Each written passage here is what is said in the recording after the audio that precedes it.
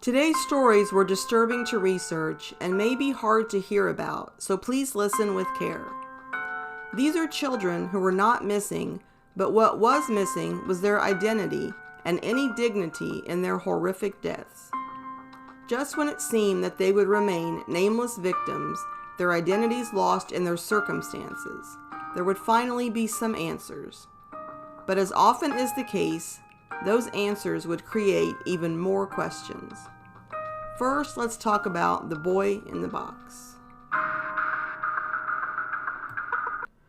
On February 24, 1957, Frederick Bononis, a 26-year-old who attended LaSalle College, was driving on Susquehanna Road in Philadelphia when a rabbit ran in front of his car. He stopped his car, jumped out, and chased the rabbit, but soon lost sight of it. He did notice several unset muskrat traps. He decided to set them and see what would happen. He also noticed a discarded box with a doll inside, but didn't think anything of it. The next day, Monday, February 25, 1957, he decided to go check the traps. They were still empty, and he saw the discarded box again, but still ignored it. He soon after heard a radio broadcast talking about the search for 4-year-old Mary Jane Barker, who had disappeared from Belmar, New Jersey. It then occurred to him that maybe the face he'd seen in the box in the woods wasn't a doll, but perhaps it was the missing girl. He then decided to anonymously phone City Hall and told them what he had seen. Before we continue with our story, let me quickly tell you about Mary Jane. On February 25, 1957, 4-year-old Mary Jane Barker from Belmar, New Jersey, went missing along with her playmate Maria Ferrietta's dog, a 4-month-old spaniel puppy. It was at first presumed that she was kidnapped, and at the time it was reported as the largest search in South Jersey. However, just 6 days later, her playmate Maria Ferrietta would find her friend and her dog in the closet of a newly built but vacant house just 2 blocks from the little girl's home. The dog ran out seemingly unharmed, but Mary Jane was not so lucky. In a heartbreaking development, Mary Jane Barker was found in the closet and she was dead. The initial suspicion of foul play was eliminated when it was revealed that her cause of death was starvation and exposure. It was also determined that she had died on February 28th, 3 days after her disappearance, which was also her 4th birthday. The closet door was not locked, but the only thing located on the inside to open it was a small turn latch, and a thumb screw inside made it difficult for a child's small hand to turn it to open the door. This tragedy led to the mayor of that town to order that all closet doors in the future for new constructions and reconstructions be equipped with knobs that can easily be opened from the inside and outside. So back to our case. Since it was just 1 day after Mary Jane Barker's disappearance and she had not yet been found, as I mentioned, Frederick Bononis reported what he had seen. The police were dispatched and were horrified at what they would find. Inside the large box was the body of a small boy. He was blue-eyed with blonde hair and was naked and wrapped in an old plaid blanket. Strangely, the boy's hair had apparently been recently cropped, possibly even after death, as clumps of hair were found still on the body. There were signs of severe malnourishment, as well as surgical scars found on the ankle and groin, which were due to past surgeries, apparently. There was also an L-shaped scar located under his chin. The police started an investigation right away. The boy's fingerprints were taken, and police were optimistic that he would soon be identified.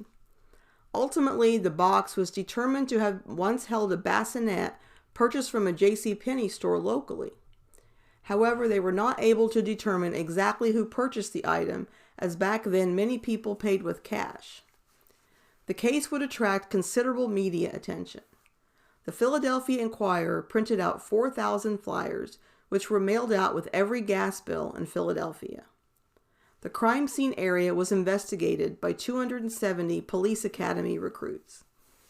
They would find a men's blue corduroy cap, a child's scarf, and a man's white handkerchief with the letter G on it, but those findings weren't thought to be related. There was a promising lead that was reported soon after the discovery. A motorist saw a woman and her young male companion unloading their car in the Fox Chase neighborhood of Philadelphia on Sunday night between 5 and 5:30 p.m., about 40 hours before the boy's body would be found in the same area. He said that the duo appeared to be trying to conceal their license plate when the motorist drove by slowly, thinking that perhaps the group had tire trouble. The spot the motorist described was only about 200 feet from where the boy's body was found, and almost the exact spot where investigators found a pile of women and children's clothing after the boy was found. He described the woman as between 40 and 50, medium height and heavy set, wearing a checked winter cloth coat. Her companion was 12 to 14 years old and the same height as the woman. It appears that when the boy was initially found, at first it was thought to be Stephen Damon. He was a 2-year-old boy who'd went missing on October 31st, 1955, in Long Island, New York. He was left in a stroller along with his infant sister in front of a bakery while his mother went inside to buy bread. When his mother returned outside, his sister was found in a stroller a few yards away unharmed, but Stephen Damon was gone. It was presumed that he had been kidnapped. Footprints of the unidentified boy were compared to footprints taken of Damon at his birth, and they were not a match. Sadly, Stephen Damon is still missing to this day. As I said, it was believed that the unidentified little boy's hair had been cut around the time of his murder, possibly in an attempt to hide his identity. A barber, Max Schellinger, would come forward and tell the police that he was almost positive that he had cut the victim's hair about a week before his body was discovered.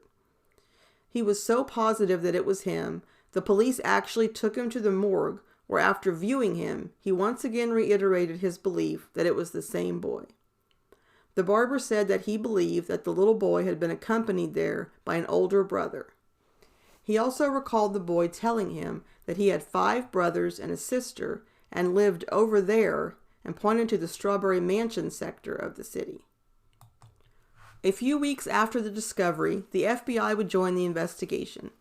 Further testing determined that the unknown boy was about 4 years old. They were also able to tell that he had never had any vaccinations, which indicated that he had never attended school. At first, the reports concerning the boy said that he was battered and bruised, as he did indeed have bruising, as was obvious in the photos. Although he was said to have died of multiple head injuries, they were not able to determine exactly how he got them, and therefore his definitive cause of death was unknown. In a macabre choice, which just showed the sensationalism of the time and the desperation to identify this poor child, the police would make a bold move. They distributed a photo of the child post-mortem, fully dressed, and in a seated position, as he may have looked when he was alive. Even with all of their efforts, no one came forward, and the child was buried in a small grave in a potter's field. His identity was still a mystery, and it was feared that it would always be. The murdered child would be given the nickname Boy in the Box, or America's Unknown Child. Since no one came forward to identify the boy, there were theories about who he could have been. In 1960, on the word of a psychic, Remington Bristow, an employee of the medical examiner's office, searched for a particular house. He found one matching the description, and it was a foster home. The home would eventually have an estate sale, and Bristow discovered a bassinet similar to the one that would have been in the box the boy's body was found in. He also found blankets on the clothesline that were similar to the blanket that the boy was found wrapped in. He theorized that the boy in the box could be the son of the stepdaughter of the man who ran the foster home. He said that perhaps the body was a child that she had had out of wedlock, and that their actions were done to not expose her as being an unwed mother. However, police were able to account for all of the foster children assigned to that home.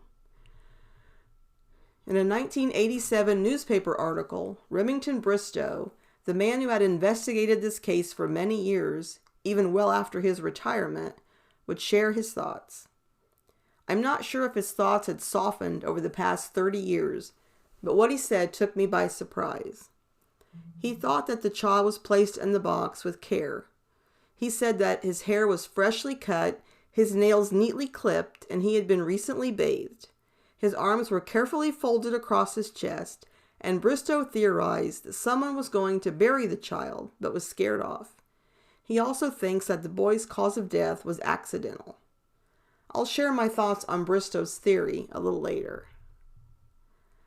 The case would be cold for many years. However, the police would never forget the little boy and were always determined to get answers in this sad case.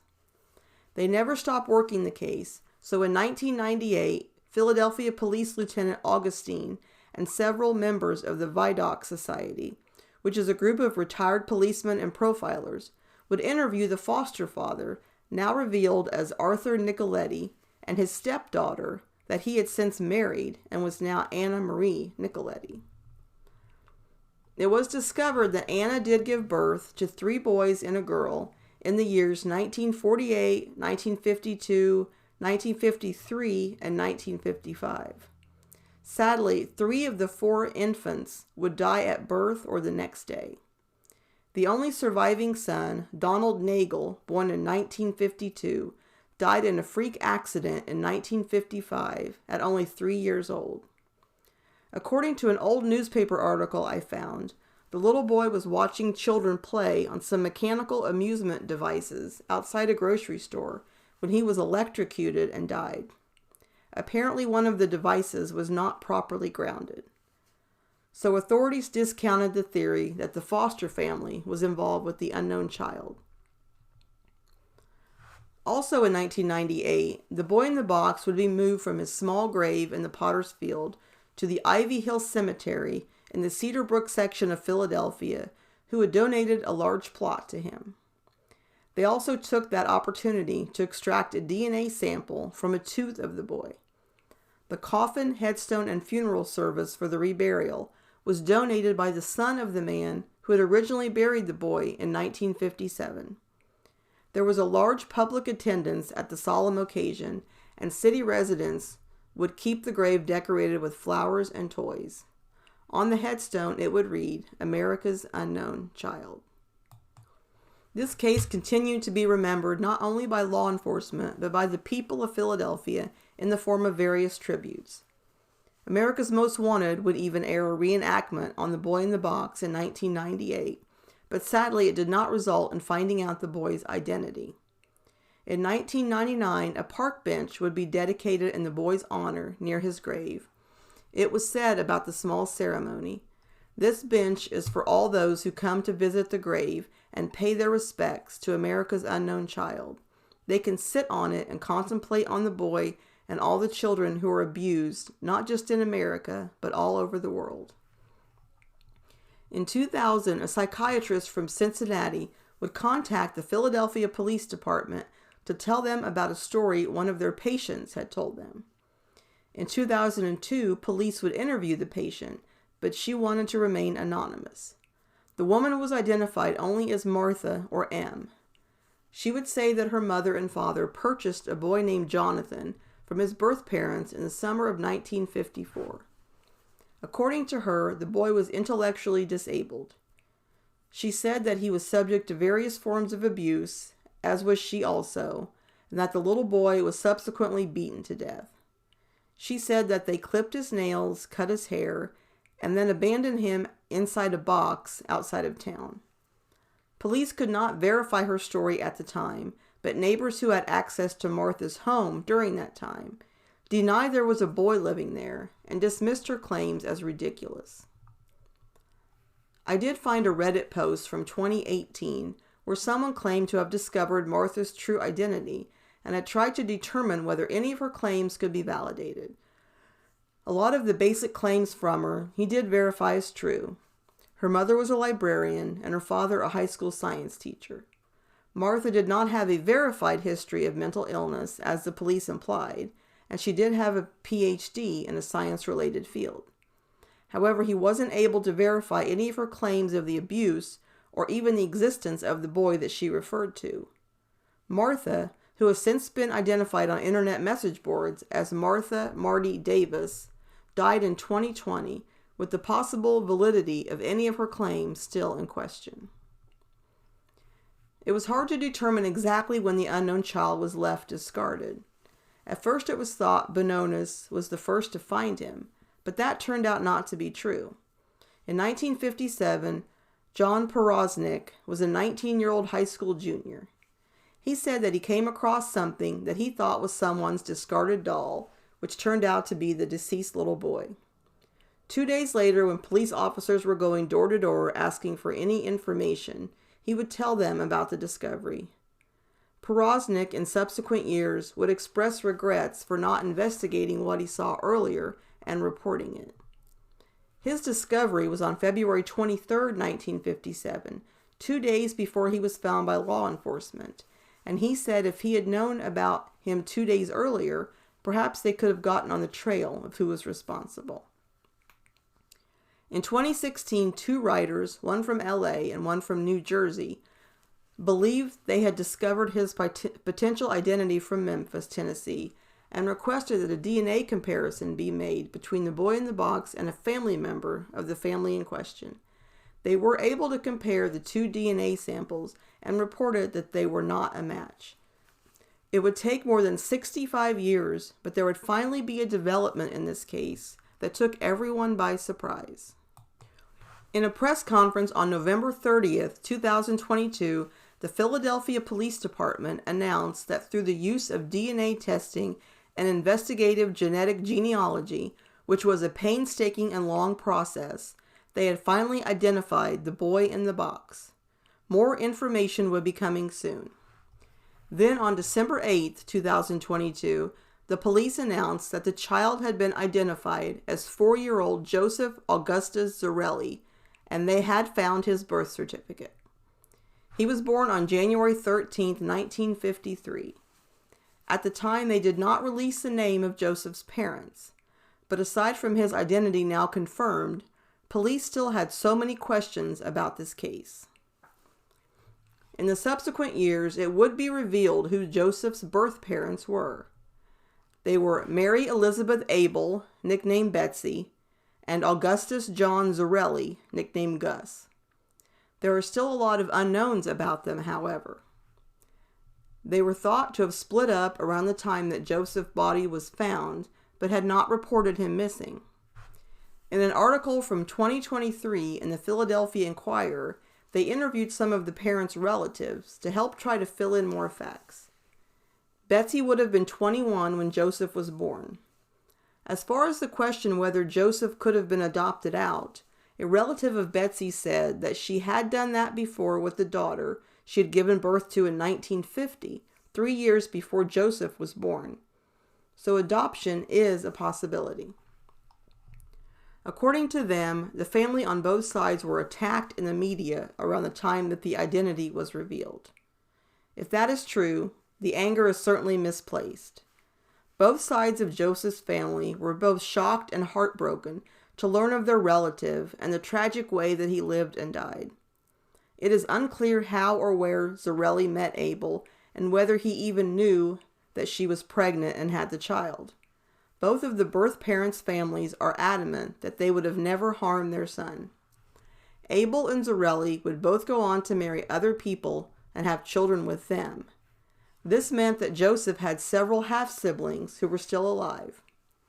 Betsy Abel would die in 1991 and Gus Zarelli in 2014, long before their son's identity was revealed.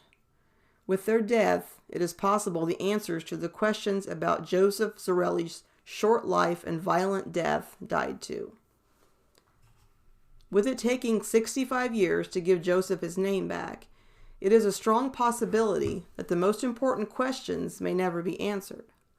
Those questions, of course, are: who was Joseph living with when he died? How did he die? And who discarded him in the cruel manner that they did? Of course, there is always hope that we will get those answers. The more attention this case gets, the more hope we have to get the information needed to close this tragic case. A few people gather each year at the boy in the box's grave for a small poignant memorial service. The one that happened on January 13th, 2023 would be an especially significant one. On what would have been the boy's 70th birthday, a new headstone was unveiled at Ivy Brook Cemetery. It was an impressive stone with Joseph's likeness etched on it, and most importantly, his full name, Joseph Augustus Zarelli, was engraved on it. Thanks to the efforts of many, Joseph could finally be laid to rest under his proper name. There were even some of Joseph's family members in attendance at the solemn ceremony. As far as my thoughts on the boy in the box, this is such a sad case. I do think that he was murdered. It was probably either an intentional one-time act or through repeated abuse that was too much for his young body to take. I'm undecided on whether he was placed with another family or his death was at the hands of someone he was related to. The reports seem to indicate that his parents split up around the time of his death. You could take this one of two ways. Did something happen to cause Joseph's death, and that is why they split up? Or did they decide to place Joseph in another home because they were splitting up? I also remembered that there was a handkerchief found near the remains with the letter G on it, and his father went by the name Gus. I'm unsure if it was left there on purpose, accidentally discarded, or if it's completely unrelated to this case. Could the woman Martha have been telling the truth? Remember, she was the woman who came forward and said that her parents had purchased a boy and later killed him. At first, law enforcement thought her story seemed plausible, but the neighbors denied it, and with unsubstantiated claims of mental illness, the police decided to discount her story. But is there a chance her story is true? I think it is at least a possibility. I'm also curious about the little girl that, according to her family, Joseph's mother gave up for adoption in 1950. This would have been 3 years before Joseph was born. I'm unsure if any information has been learned or released about the little girl. The reason I am curious about her and her adoption also is her father, Augustus Zarelli, too. Is there a chance that if Joseph had been put up for adoption, that he was adopted by the same family who adopted the girl in 1950? If so, that would be a substantial lead as to who raised Joseph and could be a clue as to the type of life that he had. I think the softened stance that Remington Bristow had on who discarded Joseph is ridiculously, honestly. You think that just because he had a recent haircut, bathed, and his nails clipped, that meant that the person cared about him? I think the haircut was done to help disguise him from how he looked when he was alive, possibly to slow or prevent identification. The bathing and nail clipping were probably done to get rid of any possible evidence on the body or under his nails. This poor boy was stripped naked, wrapped in a cheap blanket, thrown in a box, and tossed out like a piece of trash. So no, the person who did this clearly did not care about Joseph at all. They only wanted to make sure that they wouldn't be held responsible for what happened to him. Sadly, that plan seemed to work. Now we're going to talk about another lesser-known case of a little boy whose identity had been unknown for years. Sadly, he was also the victim of a homicide. On June 13, 1972, a local teenager found the naked body of a young boy in Massey Creek under the old Colchester Road Bridge in Lorton, Virginia. An autopsy revealed that he had died of blunt force trauma and ruled his death a homicide. It was thought that he had been murdered just hours before his body was discovered. They were unable to find out who he was, so a local church group gave him the nickname Charles Lee Charlet. He was also referred to as John Lorton Doe. The group would arrange for him to be buried at the Coleman Cemetery in Alexandria, Virginia. Although law enforcement diligently worked the case, it would stay cold for decades. In 2004, hair evidence from the file was sent to the FBI. Mitochondrial DNA was extracted, but no matches were found. In 2016, authorities would compare the remains to 2 other missing boys to see if either was a match. Solomon Rose II was a 3.5-year-old boy who went missing on April 1st, 1972 in Baltimore, Maryland, when his mother left him and his 7-year-old cousin unattended for a few minutes. When she returned after cashing a check, he was gone. The other boy was George Barksdale, who was a 4-year-old who also went missing from Baltimore. He was last seen playing on the steps of the United House of Prayer for All People on April 21st, 1969. Unfortunately, neither missing boy matched the murdered boy who was found, and both boys are still missing to this day. As advancements in DNA continued to develop, they were able to extract a DNA profile from a few millimeters of the boy's hair found in the file. This wasn't able to be done earlier because you would have needed a bigger sample to conduct DNA tests in years prior.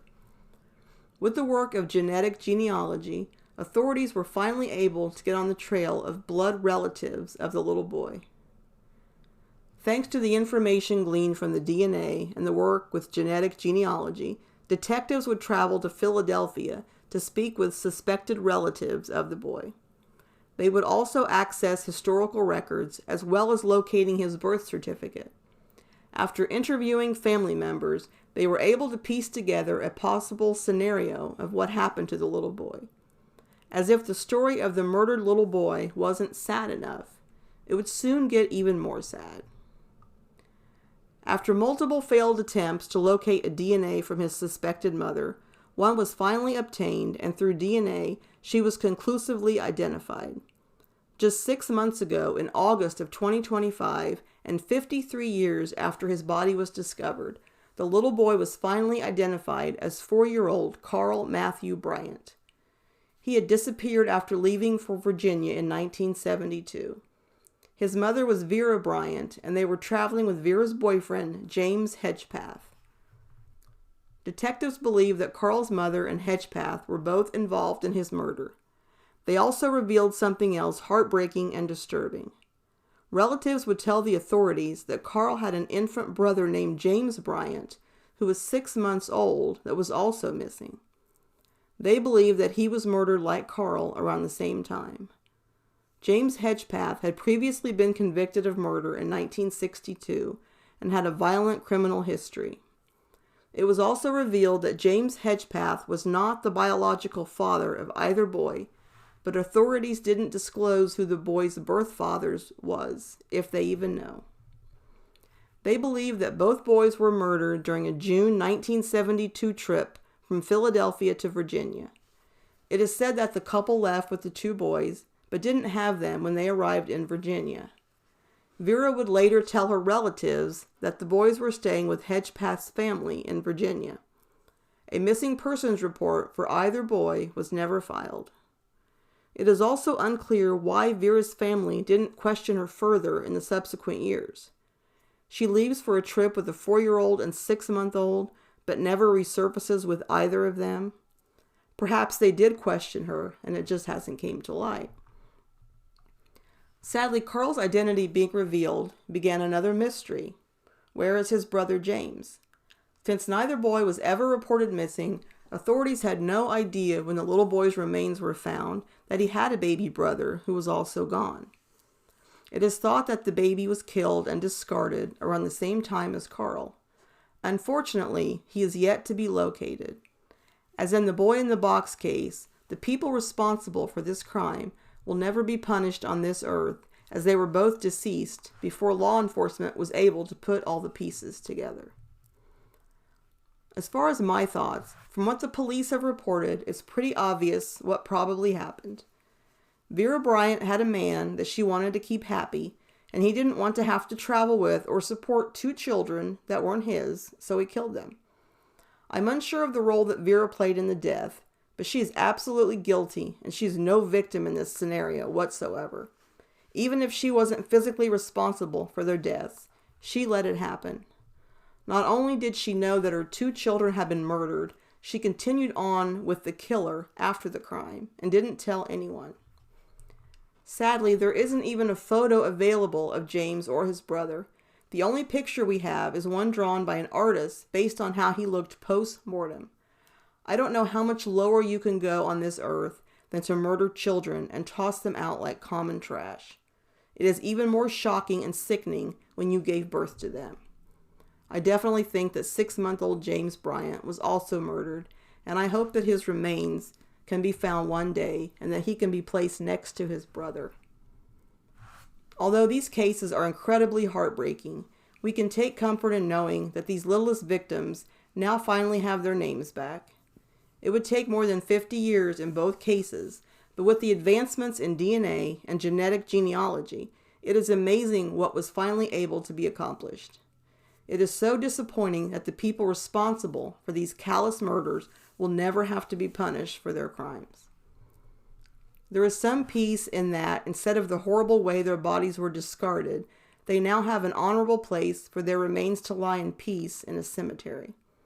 Although the people who should have loved and cared for them did not, it would take an entire country to step forward and give them the love and compassion in death that weren't afforded to them in their young lives.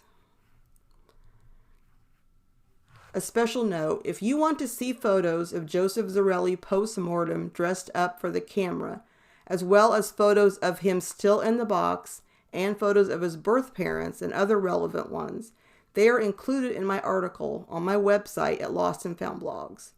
The post-mortem picture of Joseph and him in the box is quite disturbing, so just a word of warning about that if you choose to view it.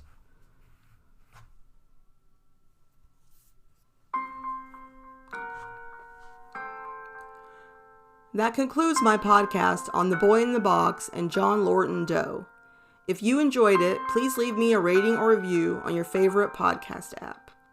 You can find me on Spotify, Apple Podcasts, iHeartRadio, YouTube, and YouTube Music under one word, Lost and Found Podcast. Also on Amazon Music. You can find all of my original articles, as well as links to my most recent podcast episodes, on my website at Lost and Found Blogs. I also have a Patreon channel where I have exclusive podcasts on many lesser-known missing persons cases that I think you'll find very interesting, so please check it out.